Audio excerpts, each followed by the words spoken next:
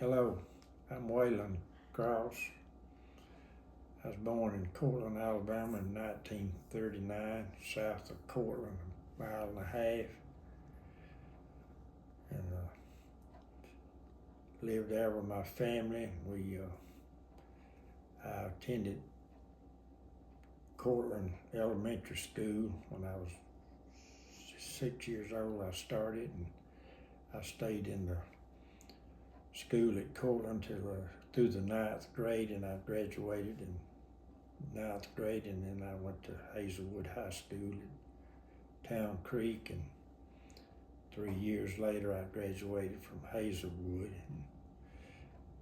But most of my childhood around Courtland, I was familiar with all the merchants in town and the places of business, and Courtland was a booming town back then, and there was all kind of stores, and it was all open, especially on Saturdays. On the weekends, people worked on the farm during the week and went to town on Saturdays, and what little money they had, they bought groceries and friendship, and a lot of times we'd go to the barber shop and get our hair cut as kids, and then we would go to the picture show and see the Western movies that was on Saturdays.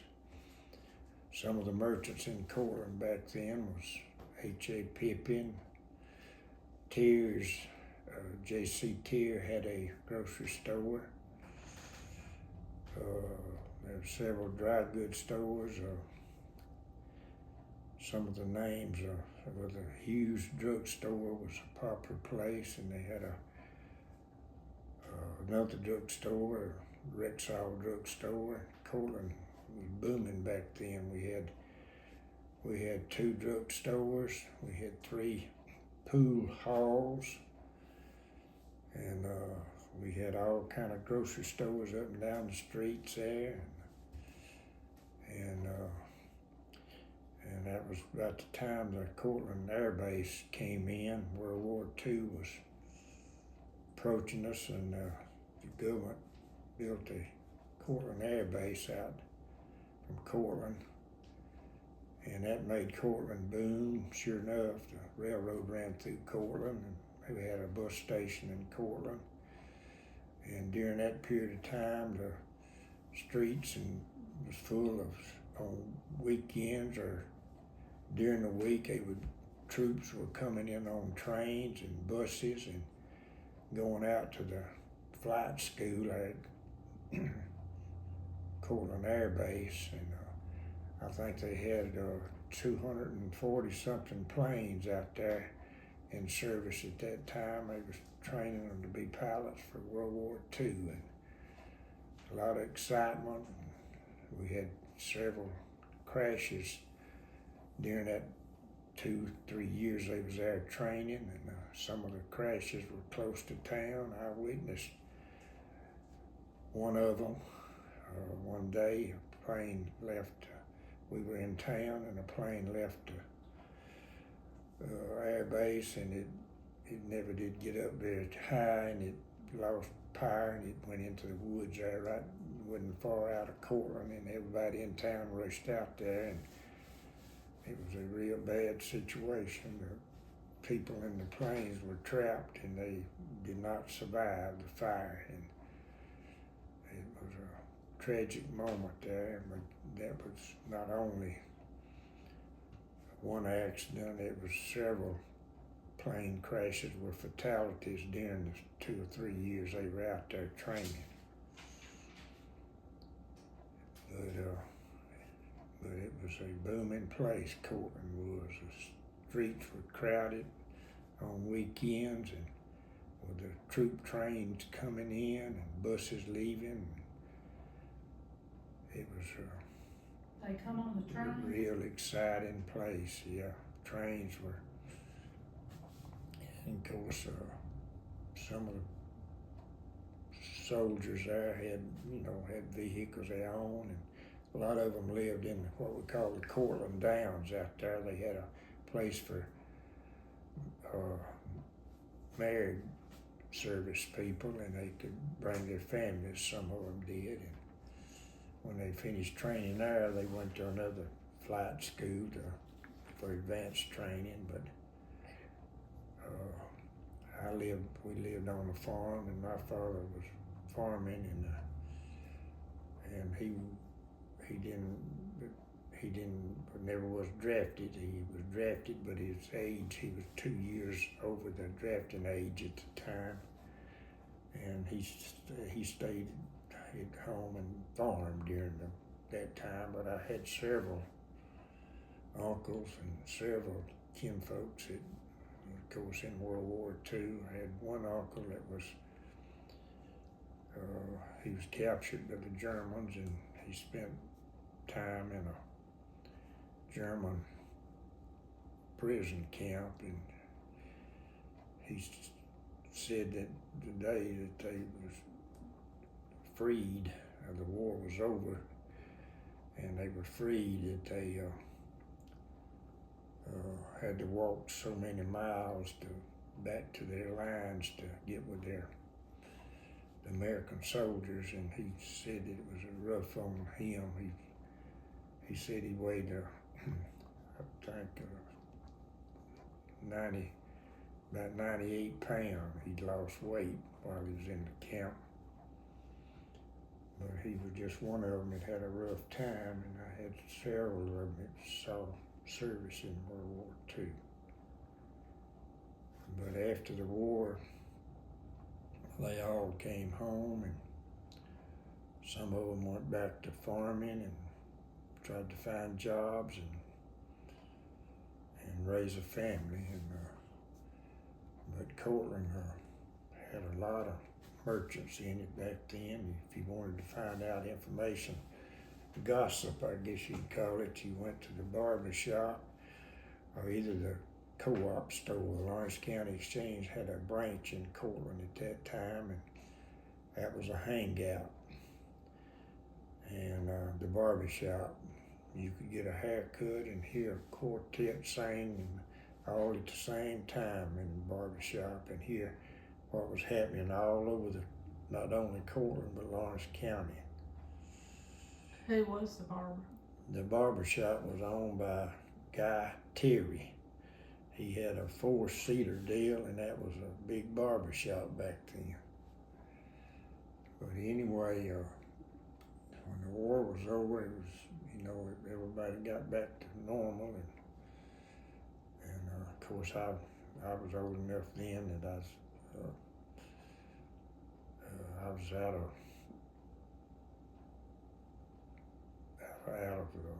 grammar school then, and that's when I graduated at Courtland High School and Courtland Junior High, and then went to Hazelwood. And of course, that was a big deal going from Courtland to Hazelwood. And of course, I had a lot of friends that was with me at Courtland all the way through school from 1 through 9th grade, and then we went to Hazelwood. We continued as classmates, and I graduated in 1957 from Hazelwood. There was, I believe, 32 in our class when we graduated. And Courtland didn't have a high school. No, Courtland at that time didn't have a high school. I think they got a high school sometime in the 60s, and of course then people in Courtland went to high school there, but up until then we all had to catch a bus in Courtland and go to Town Creek and then back to Courtland, in the afternoon to go home when we was going through 1 through 9th grade at Courtland. They have a football team? Courtland, we had a basketball team. Junior high basketball is all we had back then at Courtland. Of course, when I came to Hazelwood, they had football and basketball, and I participated in football and basketball while I was there. We had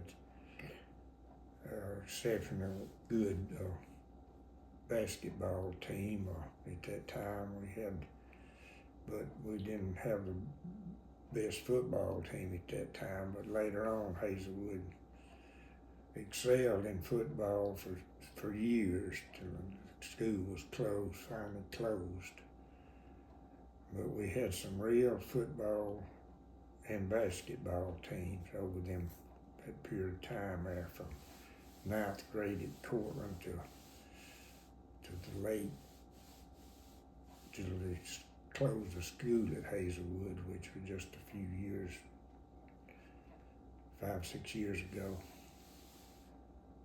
But Who was some of you basketball players? some of the basketball players we had when I was in 10th grade, that went down there in the 10th grade at Hazelwood, was J.P. Kimbrell, Roger Hill, Stanley Norton, and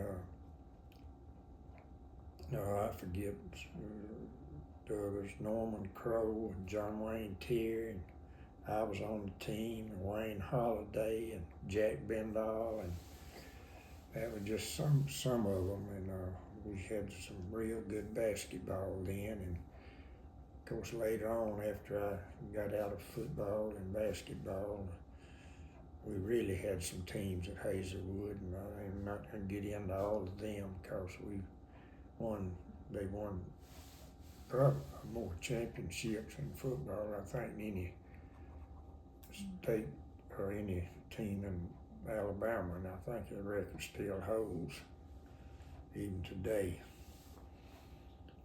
But we had a good sports program, and of course Who was the principal? the principal at Hazelwood when I was there was Mr. Abrams. He was a real good principal. He was a hard-nosed principal, though. He ran a good school, and he was the boss like it's supposed to be. He was there during my time, and of course later on they had other principals. But when I was at Courtland, Mr. York was my principal in grammar school there, and in junior high it was I forget, Paul I forget his name. Paul was his first name, but I forget the man's last name. But he was our principal then. And of course later on it was a high school, and my two sisters, they graduated. One of them graduated from Hazelwood, but the other one, they had a high school at Courtland then, and she graduated at Courtland High School back then, and been a long time ago. Ava. My sister was Ava Cross, and Shelby Cross. What about anything about the train or in Courtland? Well, Courtland always had a railroad track, so we always had a train, and we had it on Moulton. They had the county seat, but we had a railroad and a train, so we both were popular places. Did they drop stuff off at Courtland? Yeah, the train would stop at Courtland, and especially during World War II, and mostly the troop trains, letting troops come and transfer there, and was leaving and moving out. And of course they brought passengers and everything the trains could haul back then, and stopped there. And it was, like you said, a booming place. Courtland was back then. And where was the theater? we had a theater downtown Courtland. It was a popular place, especially for us kids. We'd pick cotton in the fall of the year, and on Saturdays we'd a lot of time get to go ride on a bale of cotton to the gym to be gymmed, and we'd get off, and if we could get 50 cents to go to town we was in good shape. You could go to the show for picture show for 15 cents for kids, and you could buy a hamburger right beside of it at a little old place for 10 or 15 cents, and you could get a bag of popcorn and a drink. So you could take 50 cents and do all of them back then and have a big time and see a good Western What movie. was the name of it, you remember? Uh, The restaurant or the theater? I forget the name of the theater right off. Shoot, I don't know. But I can't remember the name of the theater. I should many times as I went to it. But And y'all had a doctor? yeah, Dr. Ursher was a popular fellow in Courtland. He was an old doctor. He was a World War I veteran. He had to go to the Army as an Army doctor. He was from Selma, Alabama, Dr. Ursher. He was a good doctor, but he was a tough doctor and a rough doctor. I mean, but he was a good doctor, and he was there for years and years, and he finally retired, and I think he married a Redmond woman, and they lived there for years and years, and his old home is still there in Courtland. It's Billy Hudson's bought it later on and lived there for years, but the doctor, he was at that time the only doctor, and then Dr. Cartner came on later on, and we had two doctors in Courtland, and Dr. Cartner was a popular doctor too, and a good doctor, and he had like I say, we had two drugstores at the time in Courtland, and we had, I guess, for a small town, we had pretty well good coverage on doctors back then. Did you have like clothing stores? We had clothing stores and shoe stores, and there were several stores in town. And then get the name, Mr. Eggleston used to have a store there. I forget his name, and I forget a lot of the other people's names there. Miss Todd had a store by the old post office there in Courtland, there in downtown, and she had a store, and Mac McGowan ran a store there for several years in Courtland, and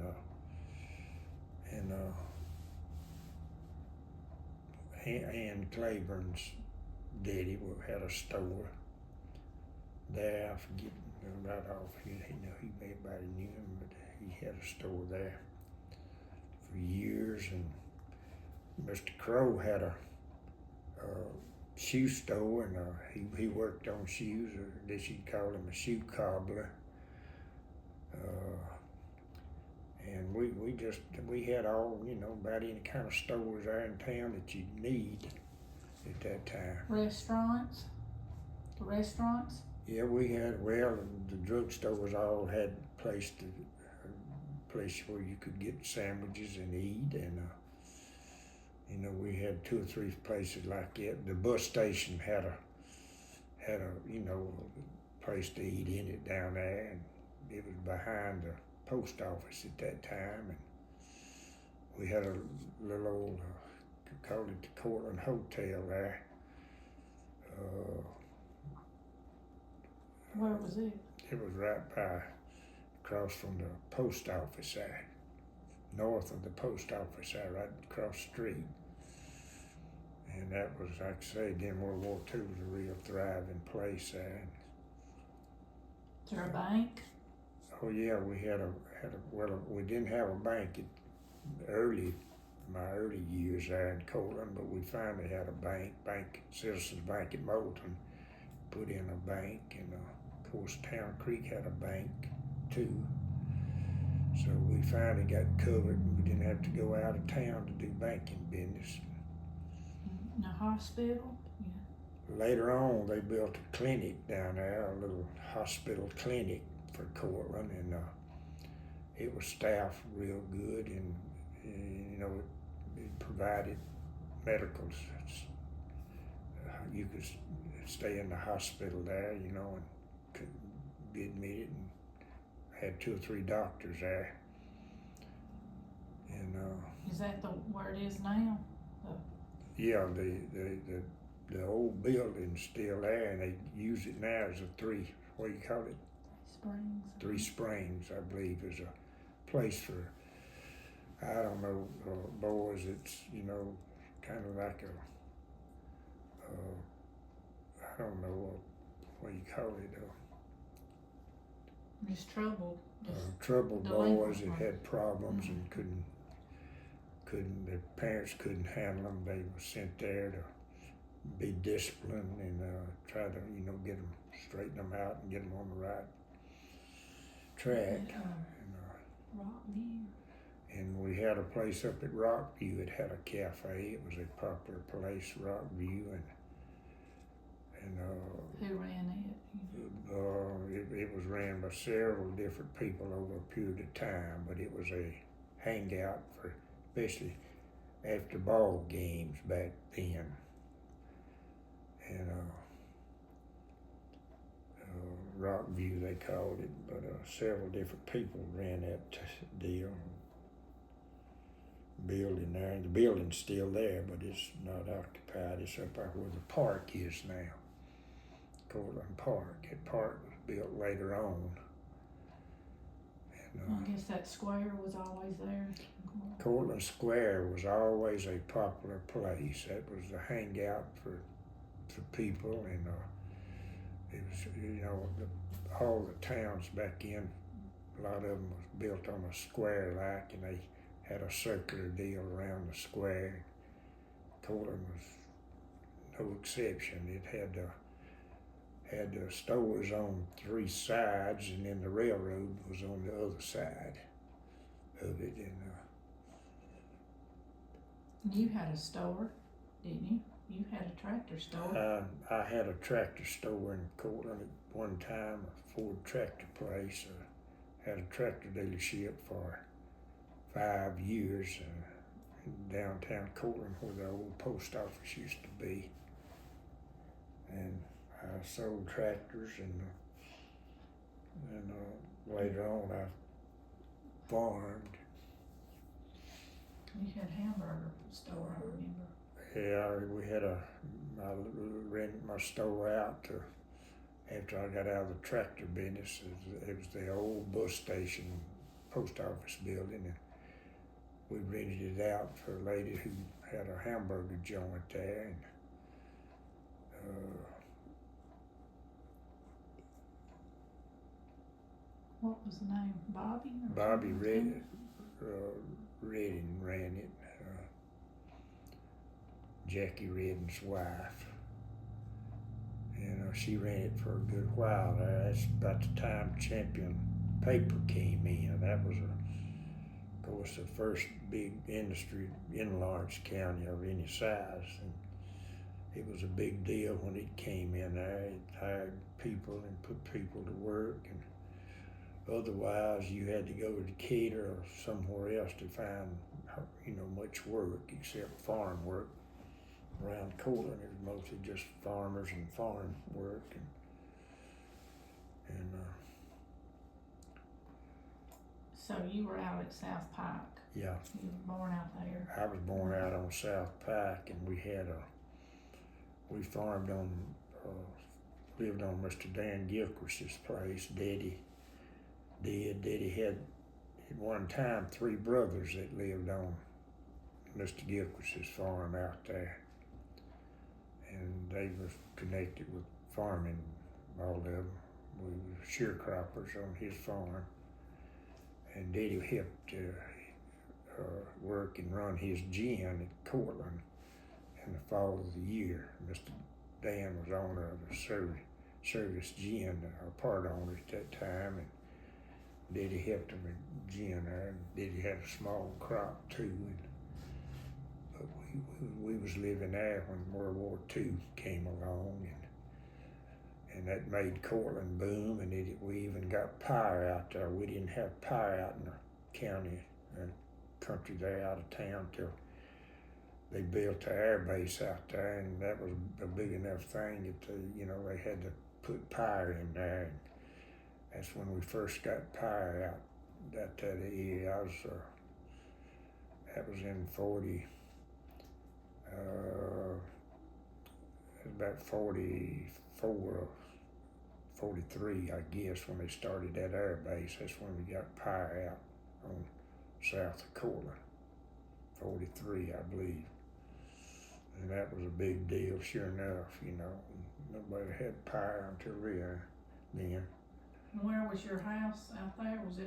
What was it made of? It was a wood house out there. I was born out there on Mr. Gilchrist's place in 1939. It was a log house. And later on, we moved to another house on his place down the road a piece. And it was a bigger, house and everything. And that's where we was at when we got electricity. And of course, I remember riding the school bus. That was a big deal for when I was in first grade. I guess to catch a school bus and ride to town. We used to have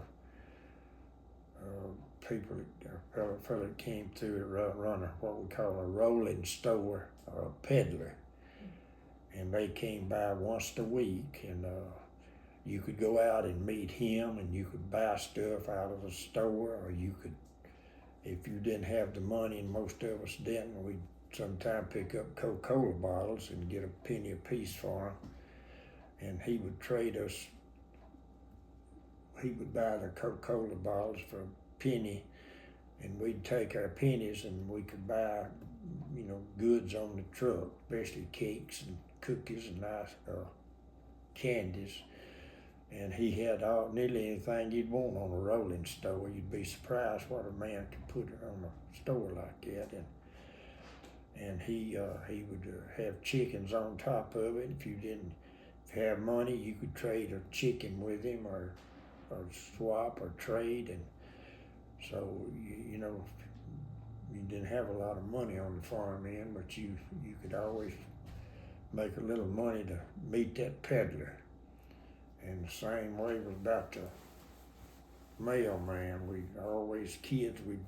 Our job was to wait and watch for the mailman to come, and if we got any mail, we would run and carry it to the house and give it to Mama.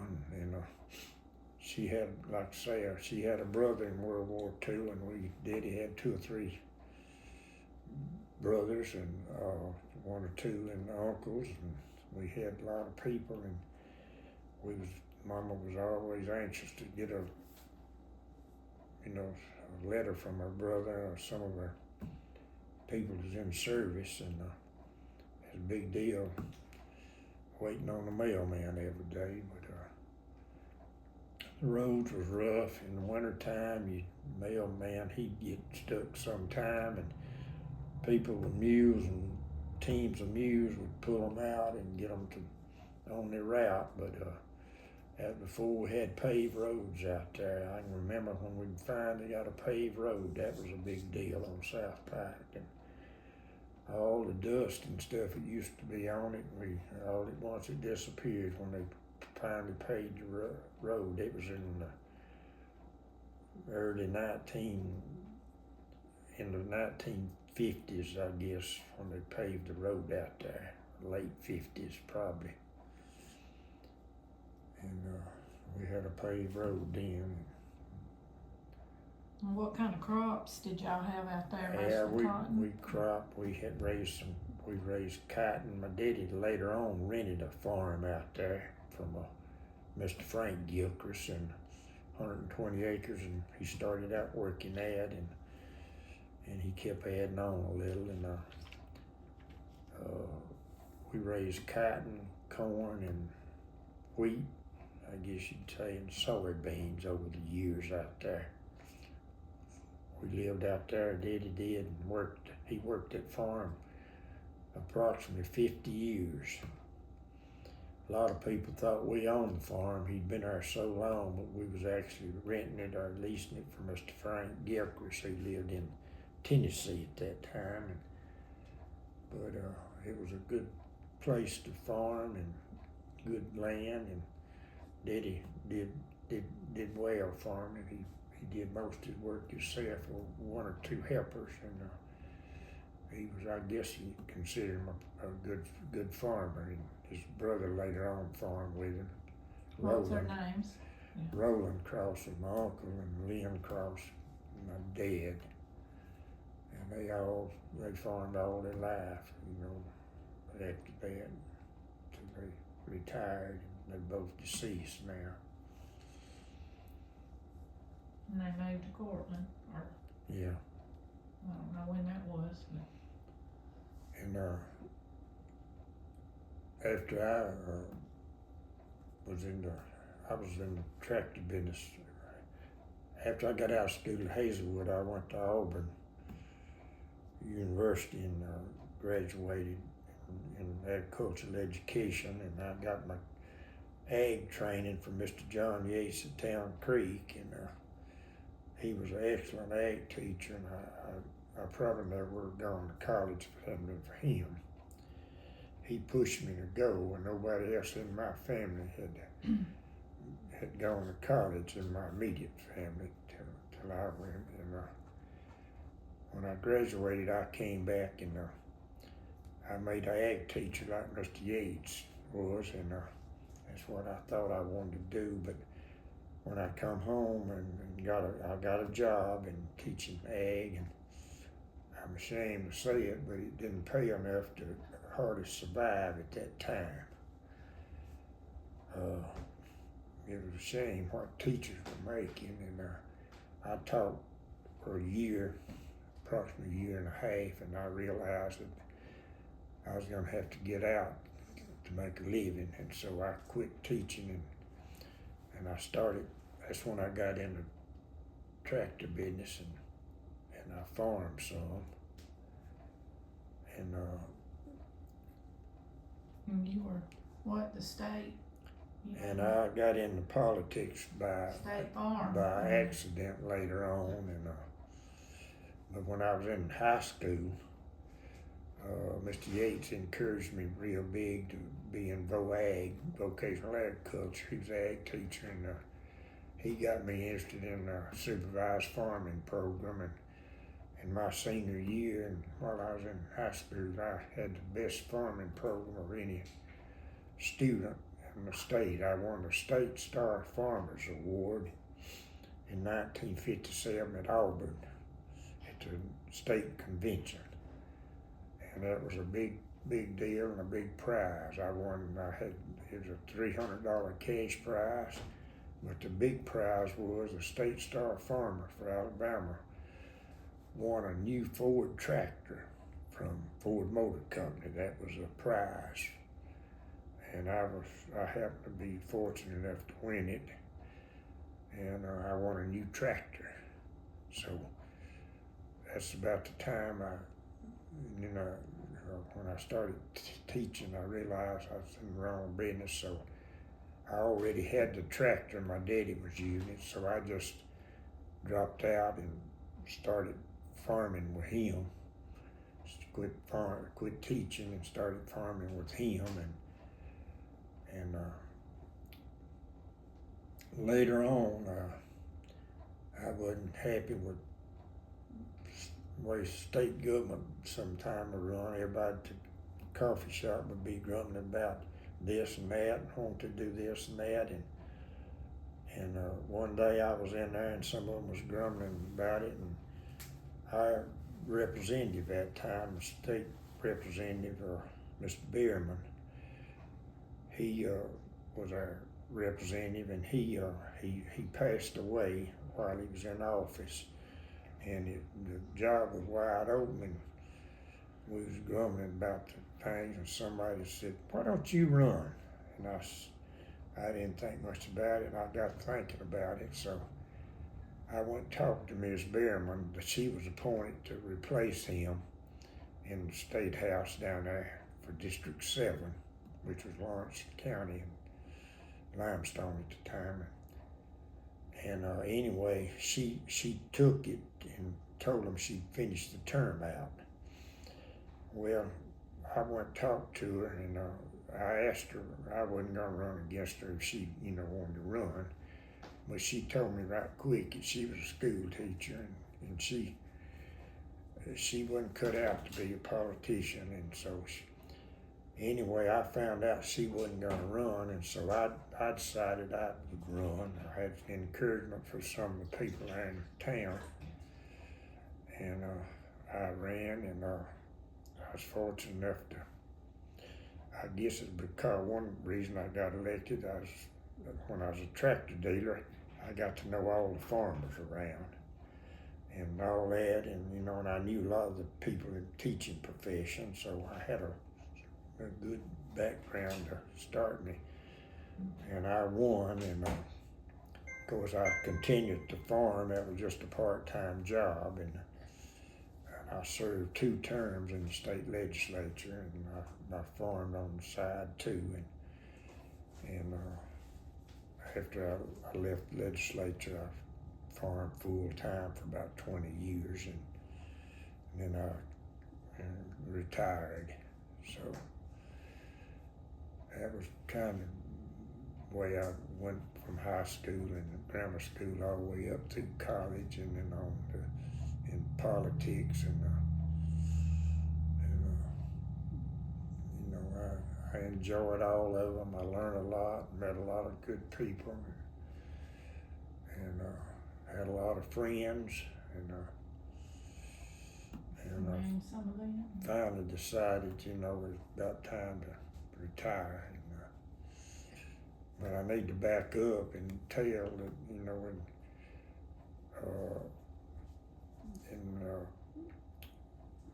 after I got out of college, I married Jackie Booth from Town Creek. She was a junior in high school when I was a senior, and of course I knew her, but I didn't even know her very well. And after I graduated from Auburn,